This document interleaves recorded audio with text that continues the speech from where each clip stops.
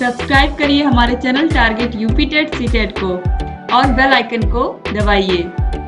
Hello friends, मैं रेनू स्वागत करती हूँ आप सभी भावी अध्यापक एवं अध्यापिकाओं का आपके अपने channel target UP TET CTET में। दोस्तों, आज की इस वीडियो में हम पढ़ने वाले हैं आप लोग के संस्कृत में एक नया टॉपिक जिसका नाम है शब्द रूप। शब्द रूप बहुत ही इजिएस्ट टॉपिक है ये, लेकिन बहुत सारे प्रशिक्षुओं को इसको याद करने में बहुत दिक्कत होती है और याद होने के बाद फिर भूल जाता है। आज मैं आपको ऐसी ट्रिक बताने वाली हूँ कि आप आसानी से एक बार लर्न कर लेंगे तो ये भूलेगा नहीं। जैसे कि आप कोई गाना एक बार याद कर लेते हो तो फिर वो भूलता नहीं है, वो उसके लिरिक्स आपको याद रहते हैं। वैसे ही आज की इस वीडियो में आप शब्द रूप एक बार खाली याद करोगे जिस मेथड से मैं आपको याद कराने वाली हूँ। अगर आपने वो मेथड उसी तरीके से उसी मेथड को अपना करके अगर आपने शब्द रूप याद कर लिए तो आपको कभी जीवन में वो शब्द रूप नहीं भूलने वाला है। तो दोस्तों, आज हम शब्द रूप को बहुत ही अच्छे से पढ़ने वाले हैं और सबसे पहले हमें ये समझना है कि जो शब्द रूप हैं वो कितने प्रकार के बन सकते हैं। तो देखिए, यहाँ पर जो संस्कृत भाषा है उसमें पुल्लिंग, स्त्रीलिंग और नपुंसक लिंग 3 लिंग होते हैं। दोस्तों, यहाँ पर आपने समझ लिया कि संस्कृत भाषा में 3 लिंग होते हैं। तो शब्दों के स्वरांत जिनके अंत में स्वर हैं, यानी कि ऐसे शब्द जिनके अंत में स्वर आता है, जैसे कि राम, राम में क्या है? अ है ना। बालक, बालक में क्या है? इसमें भी क्या है? अ है ना। इसके अलावा आप देखिए फल, ल में क्या है? अ है ना। लेकिन अगर हम राजन की बात करें, राजन, तो ये न के नीचे क्या आपको हलंत दिख रहा है और जिन भी वर्डों के नीचे हलंत होता है उसमें क्या होता है? केवल व्यंजन होता है, ये आपको पता है। तो जितने भी शब्द पूरे आपको मिलेंगे, राम में क्या है? ये अंत में स्वर है, अ छिपा हुआ है। बालक में अ है, क में, फल में ला में आ है। तो ये जो शब्द होंगे ये होंगे स्वरांत। ये क्या होंगे? स्वरांत होंगे। और ये जो जैसे राजन लिखा हुआ है ये क्या होंगे? ये व्यंजनांत होंगे। यानी कि इन शब्दों के लास्ट में क्या आ रहा है? व्यंजन आ रहा है। तो देखिए, शब्दों के स्वरांत यानी कि जिसके अंत में स्वर है तथा व्यंजनांत जिनके अंत में व्यंजन या हल होते हैं। व्यंजन को हम क्या कहते हैं? हल कहते हैं ना। हल प्रत्याहार के अंतर्गत सारे व्यंजन आते हैं, आपको पता है। अब देखिए, इसके बाद इन्हें हम कितने भागों में बांट सकते हैं? 2 भागों में बांट सकते हैं तथा प्रत्येक 3-3 लिंगों में होते हैं। इस प्रकार शब्द 2 प्रकार के होते हैं। देखिए, पुल्लिंग शब्द, नपुंसक लिंग शब्द, स्त्रीलिंग शब्द, ये तीनों इनके अंत में ये स्वरांत हैं, यानी कि इनके अंत में स्वर आएगा तो पुल्लिंग, स्त्रीलिंग और नपुंसक लिंग इसमें स्वरांत वाले शब्द हो गए। अब ठीक इसी प्रकार से पुल्लिंग, स्त्रीलिंग और नपुंसक लिंग में व्यंजनांत शब्द आएंगे। तो बहुत ही आसान है, यानी कि स्वरांत और व्यंजनांत वर्डों को हमें पढ़ना है और ये 3 लिंगों में होंगे। चूंकि लिंग कितने होते हैं? संस्कृत में 3 होते हैं, तो इसीलिए जो भी कोई भी शब्द होगा वह या तो पुल्लिंग होगा, या तो स्त्रीलिंग होगा, या तो नपुंसक लिंग होगा। जैसे कि राम, बालक, ये सब क्या है? ये सब क्या है? पुल्लिंग है और स्वरांत हैं। और जो पुष्प है या फल है ये सब क्या है? ये सब स्वरांत तो है, लेकिन ये क्या है? नपुंसक लिंग है। तो इसीलिए कोई भी शब्द आपको मिलेगा तो या तो वो पुल्लिंग होगा, या तो वो स्त्रीलिंग होगा, या तो वो नपुंसक लिंग होगा। जैसे कि रमा, अगर हम रमा की बात करें तो ये क्या है? आ रहा है इसमें, ये एक आकारांत शब्द है और इसमें ये क्या है? ये एक स्वरांत शब्द है और यह स्त्रीलिंग शब्द है। अब चलिए यहाँ पर हम देखते हैं कैसे आपको इसको लर्न करना है। तो लर्न करने का तरीका, पहले आप लर्न कैसे करते थे? पहले वाला मैं आपको बता दूं, ये राम शब्द रूप है और अकारांत है। अकारांत का मतलब ये है, जैसे कि राम लिखा मैंने, इसके बाद बालक लिखा, ठीक है, तो इसमें पीछे आ रहा है ना, तो अ मतलब ये सब हो गए अकारांत। अगर मैंने रमा लिखा होता राम की जगह पर, अगर मैंने रमा लिखा होता तो इसमें क्या आ रहा है? लास्ट में आ रहा ना। रमा में माँ में क्या आ रहा है? आ रहा, तो ये आकारांत शब्द हो जाएगा। ये क्या हो जाएगा? आकारांत। तो आपको समझ में आ रहा होगा कि अकारांत शब्द कौन से होते हैं और आकारांत शब्द कौन से होते हैं। अब दोस्तों, आप लोग ट्रेडिशनल तरीके से कैसे याद करते हो एक बार मैं उसको बता रही हूँ। इस तरीके से आपको नहीं पढ़ना है।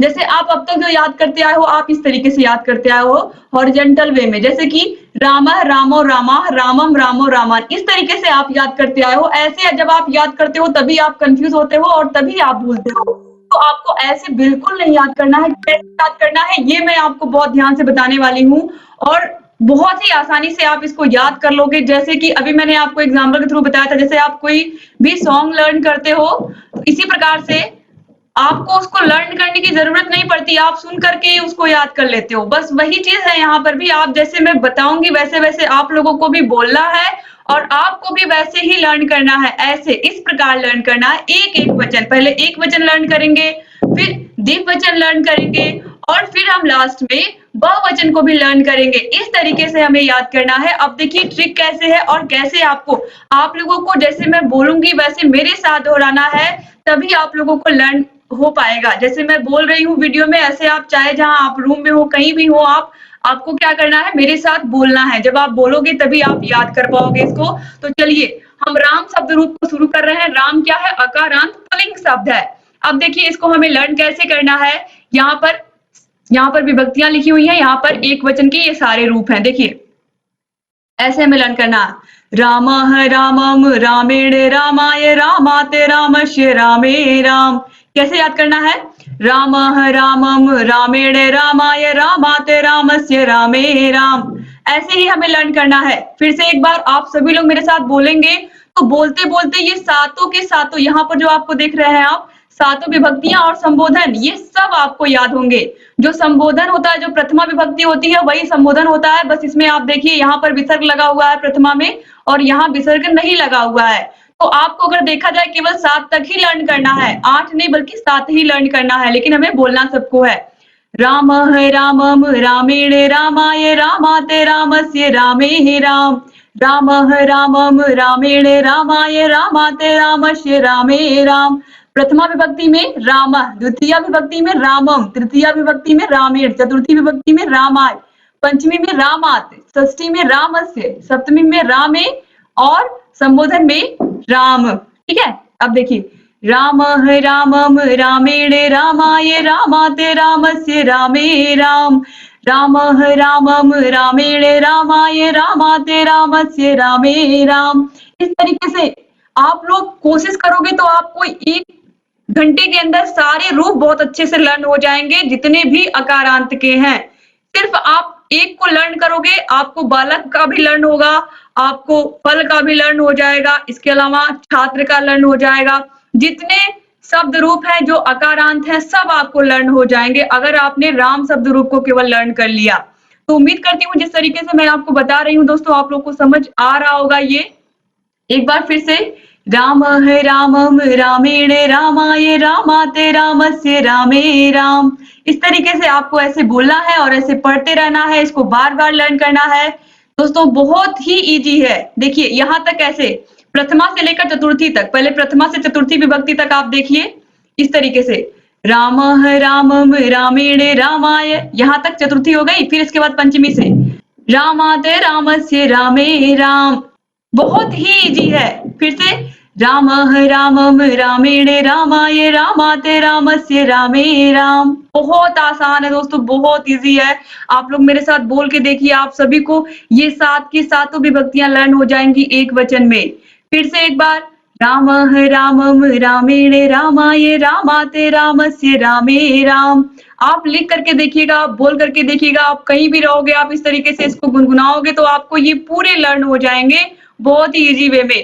तो उम्मीद करती हूँ कि ये जो प्रथमा विभक्ति है, ये जो आपको एक वचन है, ये आपको समझ में आ गया होगा राम शब्द रूप का। एक बार फिर से हम लोग बोलेंगे, रामः रामम रामेण रामाय रामाते रामस्य रामे राम। बस हो गया। इस तरीके से बहुत इजी है। उम्मीद करती हूँ कि आप सभी लोग इस तरीके से लर्न कर रहे होंगे और आप लोगों को याद भी हो रहा होगा।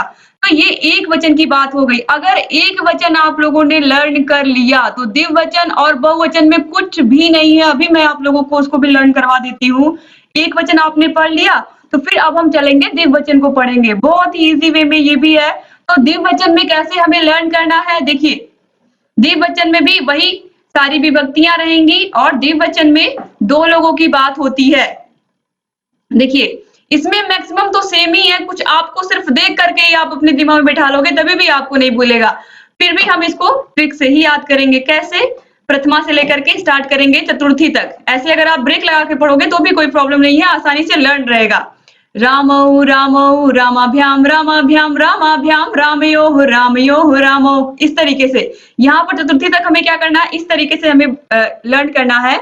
रामौ रामौ रामाभ्याम रामाभ्याम। फिर उसके बाद पंचमी से रामाभ्याम रामयोः रामयोः रामौ। इस तरीके से यहाँ पर भी आप देखिए प्रथमा में रामौ, फिर संबोधन में भी रामौ, केवल हे लग करके जो ये संबोधन का चिन्ह होता है या विस्मयादिबोधक चिन्ह जो होता है वो लगेगा बस, और कुछ भी नहीं है। सेम प्रथमा संबोधन एक ही होते हैं। तो यहाँ पर एक बार फिर से हम इसको लर्न करेंगे। रामौ रामौ रामाभ्याम रामाभ्याम रामाभ्याम रामयोः रामयोः रामौ। फिर इसके बाद रामौ रामौ रामाभ्याम रामाभ्याम रामाभ्याम रामयोः रामयोः रामौ। ऐसे ही आपको बोलना है। आप देखो प्रथमा द्वितीया सेम, तृतीया चतुर्थी पंचमी सेम, आप देख सकते हो। फिर उसके बाद षष्ठी सप्तमी बिल्कुल सेम टू सेम है। इसके बाद संबोधन, संबोधन तो वही प्रथमा वही संबोधन होगा। किसी में भी आप देखोगे जो प्रथमा विभक्ति है वही संबोधन भी होगी। तो बेसिकली आपको लर्न क्या करना है, आप देखिए केवल और केवल ये इतने जो हैं बीच में, और ये भी कितने आसान है। देखिए प्रथमा द्वितीया सेम, वही संबोधन भी हो गया। इसके बाद आप तृतीया चतुर्थी पंचमी देखिए सेम, और उसके बाद षष्ठी सप्तमी। तो इस तरीके से फिर से एक बार हम द्विवचन को भी ऐसे ही पढ़ेंगे हम। रामौ रामौ रामाभ्याम रामाभ्याम रामाभ्याम रामयोः रामयोः रामौ। रामौ रामौ रामाभ्याम रामाभ्याम रामाभ्याम रामयोः रामयोः रामौ। कितना इजी है, आप देखो इस तरीके से जैसे मैं आप लोगों को बता रही हूँ, एक बार अगर आप लोगों ने लर्न कर लिया तो आपका जो शब्द रूप वाला टॉपिक है कभी भी गलत नहीं होगा। और ये भी फिक्स है कि एग्जाम में इससे क्वेश्चन आते ही आते हैं, और केवल आप लोगों के डीएलएड के पेपर में नहीं बल्कि यूपी टेट सुपर टेट में भी क्वेश्चन आते हैं। तो आपको लर्न करना ही होगा। फिर से एक बार हम लोग लर्न करेंगे, बार बार मैं दोहरा रही हूँ ताकि आप सभी प्रशिक्षुओं को ये लर्न हो जाए। रामौ रामौ रामाभ्याम रामाभ्याम रामाभ्याम रामयोः रामयोः रामौ। तो इस तरीके से आपको द्विवचन आसानी से, ये आपने पढ़ा तो आप जितने भी, चाहे वो बालक का शब्द रूप हो, चाहे वो पुष्प हो, चाहे वो फल हो, चाहे वो गज हो, चाहे वो छात्र हो, चाहे वो देव हो, सभी का आपको लर्न हो जाएगा। अब इसके बाद हम देखेंगे दोस्तों बहुवचन। उम्मीद करती हूँ कि आप सभी लोगों को ये जो द्विवचन मैंने बताया है और ये एक वचन जो मैंने बताया है ये आप लोगों को समझ में भी आया होगा, और आप लोग जिस तरीके से मैंने बताया उस तरीके से आप लर्न भी कर रहे होंगे। अगर समझ में आ रहा है तो आप लोग प्लीज कमेंट करके मुझे बताइए कि हाँ ये समझ में आ रहा है हमें। तो फिर अब हम चलते हैं बहुवचन की तरफ। बहुवचन में क्या है, चलिए देखते हैं दोस्तों किस तरीके से हमें इसको लर्न करना है। बहुत ही इजी है, इसमें भी आपको मैक्सिमम चीजें सेम मिलने वाली हैं। जैसे कि प्रथमा और संबोधन तो सेम ही रहता है, कहीं भी आप देखोगे प्रथमा विभक्ति और संबोधन जो होगा वो सेम ही होगा, उसमें कोई चेंज नहीं होगा। तो फिर से हम चलेंगे ऐसे ही जैसे हमने अभी तक वहां पे पढ़ा ऐसे यहाँ भी पढ़ेंगे। फिर से रामाः रामान् रामैः रामेभ्यः रामाणां रामेषु रामाः। केवल और केवल क्या करना है, हमें उसी स्वर को पकड़ करके उसी स्वर में हमें इसको लर्न करना है। रामाः रामान् रामैः रामेभ्यः रामाणां रामेषु रामाः। रामाः रामान् रामैः रामेभ्यः रामाणां रामेषु रामाः। फिर से रामाः रामान् रामैः रामेभ्यः रामाणां रामेषु रामाः। इस तरीके से हमें लर्न करना है। एक बार फिर से हम चलेंगे। रामाः रामान् रामैः रामेभ्यः, चतुर्थी पर आके थोड़ा सा हमें ब्रेक लगाना होता है। रामेभ्यः रामाणां रामेषु रामाः। रामाः रामान् रामैः रामेभ्यः रामाणां रामेषु रामाः। इस तरीके से हमें बोलना है और ऐसे ही हमें लर्न करना है। रामाः रामान् रामैः रामेभ्यः रामाणां रामेषु रामाः। फिर से एक बार, रामाः रामान् रामैः रामेभ्यः रामाणां रामेषु रामाः। इस तरीके से आपको लर्न करना है दोस्तों, बहुत ही इजी मेथड है ये। इस तरीके से आप एक बार पहले इसमें क्या कर रहे हो, पहले आप एक वचन को लर्न कर ले रहे हो, फिर आप द्विवचन को लर्न कर रहे हो, फिर आप क्या कर रहे हो, बहुवचन को लर्न कर रहे हो। इससे आसान मेथड कहीं नहीं है शब्द रूप को याद करने का। तो इजीएस्ट मेथड मैं आप लोगों को बता रही हूँ। एक बार फिर से हम प्रथमा विभक्ति से पढ़ेंगे, और अब हम यहाँ पर जो मैंने शब्द रूप लिखा है राम का, अब यहाँ पर हम पढ़ेंगे। रामः रामं रामेण रामाय रामात् रामस्य रामेः राम। एक बार फिर से प्रथमा जो यहाँ पर एक वचन में है सभी विभक्तियां।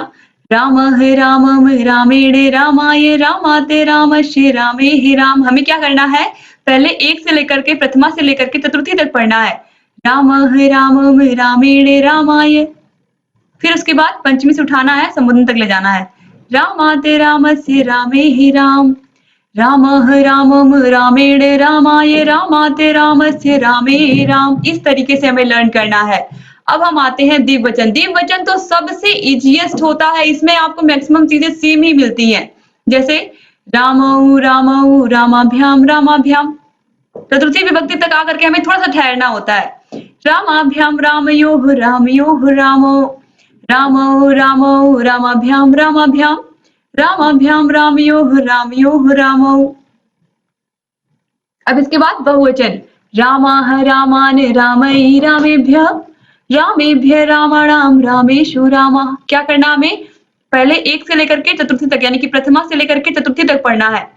तो रामाः रामान रामै रामेभ्यः, फिर उसके बाद रामेभ्यः रामाणाम रामेषु रामः। इस तरीके से हमें इसको बोल बोल के एकदम याद कर लेना है। आप बोल बोल के इसको याद करो। आप घर में हो, आप बोल बोल करके रूम में याद करो इसको। आप देखो इतनी आसानी से आपको लर्न होगा, सारे शब्द रूप आपको याद हो जाएंगे। आज तो मैं यहाँ पर केवल आपको अकारांत के ही पढ़ाने वाली हूँ। अकारांत के आपने देख लिया, बस इसी के ऊपर सारे के सारे चलेंगे। अगर आपने राम शब्द रूप याद किया तो चाहे बालक शब्द रूप हो, इसके अलावा चाहे अभी मैंने बताया चाहे फल हो, चाहे गज हो, इसके अलावा चाहे छात्र हो, जितने भी हैं जिसमें भी आ आता है, अकारांत शब्द है, सब इसी के अकॉर्डिंग चलने वाले हैं। अब हम यहाँ पर देखेंगे बालक का शब्द रूप। देखिए आप सेम आप देखोगे सब वही है। बालकः बालकम बालकेन बालकाय, बालकात् बालकस्य बालकेः बालक। यहाँ पर भी आप देखिए बालकौ बालकौ बालकाभ्याम बालकाभ्याम, बालकाभ्याम बालकयोः बालकयोः बालकौ। फिर इसके बाद जो बहुवचन है, बालकाः बालकान बालकै बालकेभ्यः, बालकेभ्यः बालकानां बालकेषु बालकाः। आप देखिए सेम टू सेम राम शब्द रूप की तरह सेम बना हुआ है बालक शब्द रूप। तो आप देखो कितना इजी है। अगर एक बार आप लोगों ने लर्न कर लिया तो फिर आपने भूलना नहीं है ये कभी भी। तो बस आप लोगों को क्या करना है, जो मैंने ट्रिक बताई है, जैसे मैं आप लोगों को सिखा रही हूँ, आपको ऐसे ही इसको लर्न करना है। आप जो पुरानी मेथड से लर्न करते थे उससे भूल जाइए, क्योंकि वो एक बार आप बार बार लर्न करते हो फिर वो भूल जाता है, बार बार लर्न करते हो फिर भूल जाता है। यहाँ पर एक बार आपको लर्न करना है, कभी नहीं भूलने वाला है। अब इसके बाद हम अगला देखने वाले हैं देव। आप देव देखिए, देव भी वैसे है। देवः देवम देवेन देवाय, देवात् देवस्य देवेः देव। आप देखिए सेम टू सेम। अब द्विवचन में देखेंगे देवौ देवौ देवाभ्याम देवाभ्याम, देवाभ्याम देवयोः देवयोः देवौ। दोस्तों अब हम यहाँ पर बहुवचन को देखेंगे। यहाँ पर देखिए हलंत, यहाँ पर विसर्ग नहीं लगेगा, देवौ खाली रहेगा, क्योंकि जो संबोधन होता है वही क्या होता है, प्रथमा। अब देखिए बहुवचन को देवाः देवान देवै देवेभ्यः, देवेभ्यः देवानां देवेषु देवाः। आप बार बार लर्न करो। आप देखो आपको कितनी आसानी से केवल राम शब्द रूप आपने लर्न कर लिया तो आपको सब बहुत इजी लगेंगे, बहुत आसान लगेंगे। एक बार फिर से बहुवचन को हम पढ़ेंगे। देवाः देवान देवै देवेभ्यः, देवेभ्यः देवानां देवेषु देवा। हमें करना क्या है, हमें प्रथमा द्वितीया तृतीया चतुर्थी पहले इसको हमें पढ़ना है। देवः देवम देवेन देवाय। फिर हमें क्या करना है, पंचमी षष्ठी सप्तमी और संबोधन को लेकर के चलना है। देवाते देवस्य देवे देव। बस कितना इजी है, बहुत आसान है। जिसको आप लोग बहुत टफ समझ रहे थे, ये सबसे आसान टॉपिक है संस्कृत का। अब हम यहाँ पर छात्र शब्द रूप देखेंगे। देखिए ये है, ये भी क्या है, अकारांत। क्यों? क्योंकि छात्र त आ रहा है ना, त में आ छिपा हुआ है। तो देखिए यहाँ पर सबसे पहले हम छात्र में एक वचन को पढ़ेंगे। छात्रः छात्रम छात्रेण छात्राय। हो गया चतुर्थी तक। फिर उसके बाद पंचमी से संबोधन। छात्राते छात्रस्य छात्रेः छात्र, छात्रः छात्रम छात्रेण छात्राय, छात्राते छात्रस्य छात्रेः छात्र। कितना इजी है। इसके बाद द्विवचन हम पढ़ेंगे। छात्रौ छात्रौ छात्राभ्याम छात्राभ्याम, छात्राभ्याम छात्रयोः छात्रयोः छात्रौ। इस तरीके से छात्रौ छात्रौ छात्राभ्याम छात्राभ्याम, छात्राभ्याम छात्रयोः छात्रयोः छात्रौ। इसके बाद बहुवचन में छात्राः छात्रान् छात्रैः छात्रेभ्यः, छात्रेभ्यः छात्राणां छात्रेषु छात्राः। फिर से एक बार छात्राः छात्रान् छात्रैः छात्रेभ्यः, छात्रेभ्यः छात्राणां छात्रेषु छात्राः। हम किस तरीके से पढ़ रहे हैं, हम पहले प्रथमा, द्वितीया, तृतीया और चतुर्थी, इस तरीके से फिर चतुर्थी पे आके ब्रेक लगाते हैं, फिर यहाँ से हम शुरू करते हैं। छात्राः छात्रान् छात्रैः छात्रेभ्यः छात्रेभ्यः छात्राणां छात्रेषु छात्राः, इस तरीके से। तो दोस्तों उम्मीद करती हूँ कि आज जो आप टॉपिक पढ़ रहे हो आप सभी लोगों को ये समझ में आ रहा होगा। अब इसके बाद यहाँ पर देखिए फल शब्द रूप है, ये है नपुंसक लिंग। फल क्या होता है? नपुंसक लिंग में आता है। तो देखिए इसमें हमें किस तरीके से लर्न करना है। देखिए दोस्तों अब यहाँ पर हम देखेंगे गज यानी कि हाथी। ये क्या है? अकारांत पुल्लिंग शब्द है। ये भी बिल्कुल जैसे अभी तक आप लोगों ने पढ़ा है, सेम इसी प्रकार से इसको भी पढ़ना है। अकारांत शब्द है। गजः गजम गजेन गजाय, चतुर्थी पर आकर के रुकेंगे। गजात गजस्य गजे गज, गजः गजम गजेन गजाय गजात गजस्य गजे गज, गजः गजम गजेन गजाय गजात गजस्य गजे गज। कितना इजी है। अब देखिए द्विवचन में पढ़ेंगे। गजौ गजौ गजाभ्याम गजाभ्याम, गजाभ्याम गजयोः गजयोः गजौ, गजौ गजौ गजाभ्याम गजाभ्याम, गजाभ्याम गजयोः गजयोः गजौ। कितना इजी है दोस्तों, आप याद करके देखिए। गजौ गजौ गजाभ्याम गजाभ्याम, गजाभ्याम गजयोः गजयोः गजौ। अब बहुवचन को हम पढ़ेंगे। गजाः गजान गजै गजेभ्यः, गजेभ्यः गजानां गजेषु गजाः। हम पहले क्या कर रहे हैं? प्रथमा, द्वितीया, तृतीया, चतुर्थी को लेकर के इस तरीके से। गजाः गजान गजै गजेभ्यः, यहाँ पर रुक रहे हैं, थोड़ा सा रुक रहे हैं, फिर आगे बढ़ रहे हैं। गजेभ्यः गजानां गजेषु गजाः, गजाः गजान गजै गजेभ्यः, गजेभ्यः गजानां गजेषु गजा। इस तरीके से हमें क्या करना है? लर्न करना है। अब यहाँ पर हम फल शब्द रूप को देखेंगे, क्योंकि ये क्या है? ये नपुंसक लिंग है। अभी तक हम लोगों ने किसके बारे में देखा? हमने पुल्लिंग के विषय में पढ़ा है। सब देखिए, देव क्या है? अकारांत पुल्लिंग है। बालक क्या है? ये भी अकारांत पुल्लिंग है। राम क्या है? ये भी क्या है? अकारांत पुल्लिंग है। राम शब्द रूप भी अकारांत पुल्लिंग है। इसके अलावा अभी हमने गज देखा। गज भी क्या है? अकारांत पुल्लिंग है। तो यहाँ पर ये जो फल है ये क्या है? फल है नपुंसक लिंग। तो यहाँ पर दोस्तों जो सबसे आसान है, देखिए हमें क्या करना है, ध्यान से आप लोग देखिएगा। यहाँ पर चेंज क्या हो रहा है? सिर्फ इतना ही हो रहा है कि देखिए यहाँ पर फलम फलम फले फलानी, फलम फले फलानी, इस तरीके से आप यहाँ पर देख रहे हो प्रथमा और द्वितीया को। तो यहाँ पर देखिए जो प्रथमा द्वितीया है बिल्कुल सेम रहेगा। प्रथमा विभक्ति और द्वितीया विभक्ति, यहाँ पर देखिए एक वचन, द्विवचन, बहुवचन, तीनों के तीनों क्या है? सेम है। फलम फले फलानी, फलम फले फलानी, तीनों सेम है। ठीक है। तो यहाँ पर हमें कैसे लर्न करना है? देखिए फलम फलम फलेन फलाय, फलम फलम फलेन फलाय। कितना इजी है। यानी कि प्रथमा द्वितीया आपको सेम है लिखना है, इसमें तो कुछ याद ही नहीं करना है, बिल्कुल सेम लिखना है। देखिए फलम फलम फलेन फलाय, फलात फलेस्य फले फल, फलम फलम फलेन फलाय, फलात फलस्य फले फल। सेम टू सेम राम शब्द रूप की तरह ही चल रहा है, बस डिफरेंस क्या है? प्रथमा द्वितीया दोनों सेम टू सेम है। चाहे आप एक वचन में देखिए, चाहे आप द्विवचन में देखिए, चाहे आप बहुवचन में देखिए, ये क्या है? प्रथमा और द्वितीया विभक्ति क्या है? सेम है। फलम फलम फलेन फलाय, फलात फलस्य फले फल, फलम फलेन फलम फलम फलेन फलाय, फलात फलस्य फले फल। इसके बाद फिर देखिए द्विवचन में फले फले फलाभ्याम फलाभ्याम, फलाभ्याम फलयोः फलयोः फले। फिर उसी तरीके से यहाँ पर संबोधन चिन्ह, फले फले फलाभ्याम फलाभ्याम, फलाभ्याम फलयोः फलयोः फले। इसके बाद देखिए अब हम बहुवचन को पढ़ेंगे। फलानि फलानि फलहि फलेभ्यः, फलेभ्यः फलानां फलेषु फलानि। जो प्रथमा विभक्ति होती है और संबोधन होता है वो सेम होते हैं। और जो द्वितीय विभक्ति, यहाँ पर आप देखिए जो फल शब्द रूप है कितना इजी है। कैसे इजी है?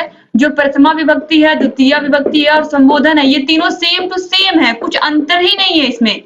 तो यहाँ पर देखिए फलम फलम फलेन फलाय, फलात फलेस्य फले फल। फिर उसके बाद द्विवचन में फले फलाभ्याम फलाभ्याम, फलाभ्याम फलयोः फलयोः फले। इसके बाद बहुवचन में फलानि फलानि फलहि फलेभ्यः, फलेभ्यः फलानां फलेषु फलानि, फलानि फलानि फलहि फलेभ्यः, फलेभ्यः फलानां फलेषु फलानि। इस तरीके से आपको इसको लर्न करना है। तो उम्मीद करती हूँ कि ये आपको समझ में आ रहा होगा जितना भी यहाँ पर मैं आप लोगों को बता रही हूँ। तो इस तरीके से आप पुष्प का, सूर्य का, रमेश का, गणेश का, बाल का, कृष्ण का, अश्व का, मयूर का, पर्वत का, वृक्ष का, वानर का, आदि का, जिसके भी पीछे अ आता है, जिसके भी पीछे स्वर आता है और अ आता है, उन सभी का शब्द रूप इसी प्रकार चलेगा। आपने गज शब्द रूप देखा, इसके अलावा आपने छात्र शब्द रूप देखा, पीछे त था तो अ आया। इसके बाद आपने देव देखा, इसमें भी क्या था, अ था, व में आ था। इसके बाद हमने देखा बालक, बालक में भी क्या है, अ है। तो इस तरीके से फिर इसके बाद हमने राम सीखा, तो इस तरीके से राम शब्द रूप सीखा। उसके बाद हमने फल का देखा। तो इस तरीके से दोस्तों उम्मीद करती हूँ कि आज की ये वीडियो आप लोगों को बहुत अच्छे से समझ में आई होगी। अगर ये वीडियो अच्छी लगी है तो प्लीज अपने कॉलेज के व्हाट्सएप ग्रुप में इसको जरूर शेयर कर दीजिएगा आप लोग। आप लोग के एक शेयर से बहुत सारे प्रशिक्षुओं की संस्कृत आसान हो जाएगी। तो प्लीज दोस्तों आप लोग वीडियो को शेयर करना मत भूलिएगा। और आप लोग जितना शेयर करेंगे उतने अधिक से अधिक प्रशिक्षुओं तक ये वीडियोस पहुंचेंगे और उतने ही हमारे डीएलएड के भाई बहन हमसे जुड़ करके हमारे वीडियोस को देखेंगे और अपनी तैयारी को बेहतर बनाएंगे। उम्मीद करती हूँ कि आज की वीडियो आपको पसंद आई होगी। पसंद आई होगी तो लाइक जरूर करके जाइएगा और अपने कमेंट्स करके मुझे बताइएगा कि आज की वीडियो आप लोगों को कैसी लगी। और अभी ये जो चैप्टर है ये क्लोज नहीं हुआ है। अभी हमने अकारांत शब्दों को सीखा है। अभी हम आकारांत सीखेंगे, उकारांत सीखेंगे, इकारांत सीखेंगे। अभी बहुत सारे शब्द रूप बाकी हैं। ये सबसे इजीएस्ट है मेथड जो मैंने आपको बताया है। सभी को हम लर्न करना आप लोगों को सिखाएंगे ताकि आप लोग बहुत ही आसानी से सभी शब्द रूपों को बना पाएं। एग्जाम में जो भी आए आप आसानी से उसको लिख करके आए, उस क्वेश्चन को सॉल्व करके आए। तो दोस्तों बहुत ही इजीएस्ट मेथड से मैं आपको याद करा रही हूँ। उम्मीद करती हूँ कि आप लोगों को ये सभी शब्द रूप याद हो जाएंगे और आप सभी लोग मुझे कमेंट करके बताएंगे कि याद हो गया है। आप इसे जितने भी प्रशिक्षुओं को लर्न हो गया होगा वो लोग प्लीज कमेंट करके मुझे बताइए कि हाँ आप लोगों को ये चैप्टर अच्छे से लर्न हो गया है। यहाँ आई बटन पर जरूर क्लिक करके आप लोग सभी वीडियोस को देखिए। आपके फर्स्ट पेपर को मैंने पूरा पढ़ा दिया है। फर्स्ट पेपर जो आप लोग का शैक्षिक मूल्यांकन है पूरा पढ़ा के खत्म कर दिया है। जो आपका सेकेंड पेपर है समावेशी शिक्षा उसको भी पढ़ा के मैंने बहुत अच्छे से खत्म कर दिया है। इसके अलावा जो आप लोगों का थर्ड पेपर है यानी कि साइंस सब्जेक्ट उसको भी पढ़ा करके मैंने पूरा लिखा के अच्छे से आप लोगों को हैंड रिटन नोट्स के माध्यम से ही पढ़ा के खत्म किया है। संस्कृत की क्लास रेगुलर आप लोगों को मिल रही है। तो उम्मीद करती हूँ कि आप लोग को ये वीडियोस पसंद आ रहे होंगे। अगर वीडियोस अच्छे लग रहे हैं दोस्तों तो प्लीज वीडियो को लाइक करके जाइएगा और ऐसे ही चैनल से बने रहिएगा। डिस्क्रिप्शन बॉक्स और कमेंट बॉक्स में आपको सभी विषयों की लिंक मिल जाएगी। और अगर अभी तक आपने हमारे चैनल को सब्सक्राइब नहीं किया तो प्लीज सब्सक्राइब कर दीजिए दोस्तों और घंटी का निशान को भी प्रेस कर दीजिए ताकि हम जो भी नई वीडियोस बनाते हैं उन सभी का नोटिफिकेशन आप लोग के पास समय से जाए और आप हमारे सभी वीडियोस को ऐसे ही देखते रहें। एक बार फिर से आप सभी लोगों का वीडियो को पूरा देखने के लिए बहुत बहुत धन्यवाद। ऐसे चैनल से बने रहिए दोस्तों। मिलते हैं नेक्स्ट वीडियो में। जय हिंद दोस्तों।